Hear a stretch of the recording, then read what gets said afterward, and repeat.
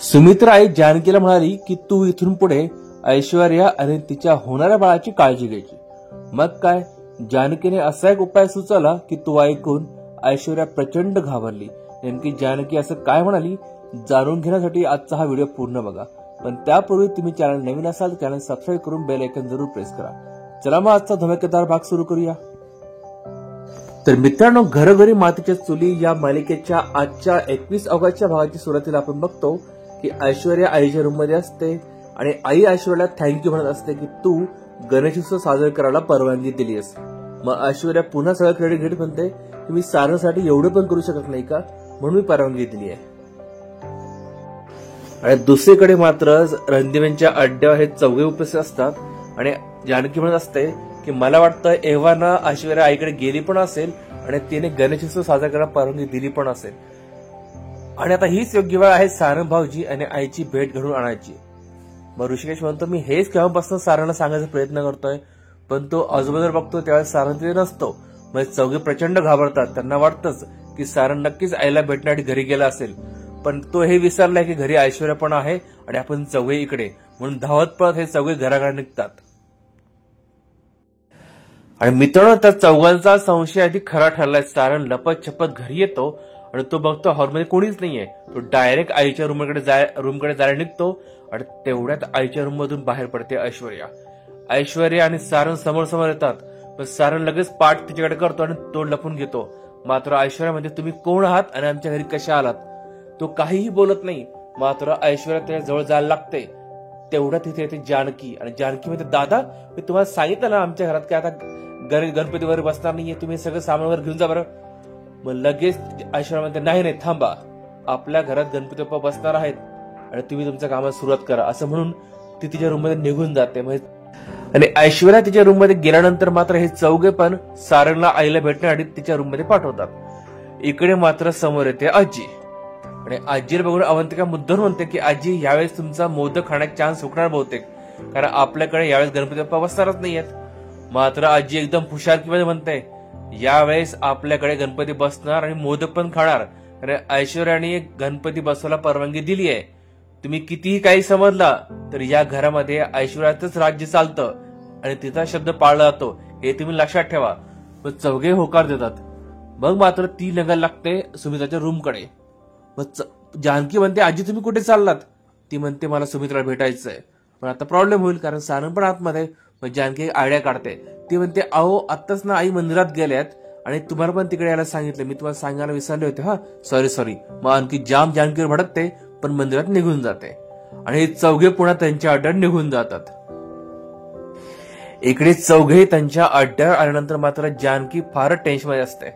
ती म्हणते की आपण चौघे घराणे आहोत आणि ऐश्वर्या फार हुशार आहे, आपण चौघे घराणे आहोत हे तिला संशय येईल आणि तिचा आईच्या रूम मध्ये गेली आणि तिने बघितलं की सारंग भाऊजी अजून पण जिवंत आहेत, तर आपला सगळा प्लॅन फसकटून जाईल. मात्र ऋषिकेश तिची समजून काढण्याचा प्रयत्न करतो. मात्र ती एवढी घाबरल्यामुळे चौघे पण घरी यायला निघतात. आणि इकडे मात्र घरी ऐश्वर्या रूम मध्ये येते आणि जसं जानकी म्हणाली होती की तिला आपण घरी नसल्यामुळे संशय येईल, तसा अगदी तिला संशय येतोच. हे चौघे कावळे गेले कुठे असं ती म्हणते. इतका तर घरामध्ये कावकाव चालली होती, आता सगळे शांत, हे नक्कीच माझ्या विरुद्ध काहीतरी प्लॅन करतात असं ती मनात विचार करते. पण पुढच्या क्षणी ती म्हणते करू द्या काय करायचं त्यांना, मी पण ऐश्वर्या आहे, मी चौघांना सुद्धा पुरून उरेल, असं म्हणून ती आईच्या रूमकडे जायला निघते. आणि तेवढ्यात आईच्या रूम मधून सारंग सुद्धा बाहेर पडतो. दोघांची पुन्हा नजर होते. सारंग पुन्हा चेहरा लपवतो. मात्र ऐश्वर्या म्हणते दादा तुम्ही या रूम मधून कसे बाहेर पडलात आणि तुम्ही पुन्हा कसं घरी आलात आणि तुम्हाला बोलता येत नाही का. मग मात्र सारंगला आयडिया सुचते. तो लोक हात करून तिला म्हणतो, हाताने हातवारे करतो की मला खरंच बोलता येत नाहीये. मग मात्र ऐश्वर्या म्हणते बापरे, मला सगळी माणसं अशी काय भेटतात, आणि ती आईच्या रूम मध्ये निघून जाते. इकडे मात्र सारंगला हायसं वाटतं. तो देवाचे आभार मानतो आणि दुसऱ्यांदा तुम्हाला वाचवलं म्हणून तोही रूमच्या बाहेर पडतो. मित्रांनो, तिकडे ऐश्वर्या जशी आईच्या रूम मध्ये जाते, आई तिला पुन्हा थँक्यू म्हणते की तू गणपती बसवायला परवानगी दिलीस. मग ती म्हणते बस काय एवढं मी सारंगसाठी करू शकत नाही का. आज जर माझे सारंग जिवंत असले असते ना, त्यांनी मला कुठे ठेवू कुठे ते काय केलं असतं. बघा ना, घरामध्ये मला इतकं एकटं वाटतं, तरी तुम्ही दोघी आहात म्हणजे आजी आणि तुम्ही, म्हणून मला सहारा तरी भेटतो, नाही तर मला जीव द्यावा असं वाटतो. ती असं बोलल्यानंतर मात्र आई म्हणते अगं वेळीस का तू एकटी नाहीयेस तुझ्या पोटात सारांचं बाळ पण आहे. म्हणजे ऐश्वर्या पुन्हा म्हणते मग काय करू आई तुम्हीच सांगा. घरामध्ये माझ्या 2 जावा आहेत पण दोघी पण अबसेंट. त्यात जानकी वहिनी तर आई आहेत. त्यांनी कधी मला विचारलं का प्रेमाने की तुला काय हवं काय नको. त्या माझी बिलकुल काळजी करत नाही. मी तरी काय करू. तुम्ही दोघी आहात म्हणून मला घर पण वाटतं. नाही तर मला इतकं एकटं वाटतं की तुम्हाला काय सांगू.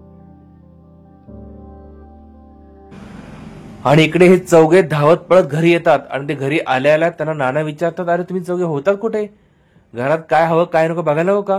मग ते सांगतात नाना आम्ही त्या करताच बाजार समितीतनं खरेदी करायला गेलो. साऱ्यांना जसं डेकोरेशन हवं फुलं माळा वगैरे जे काय हवं ना ते खरेदी करायला गेलो होतो. आणि हे चौघे बोलत असताना तिकडे आई आणि आईसोबत ऐश्वर्या बाहेर पडताय.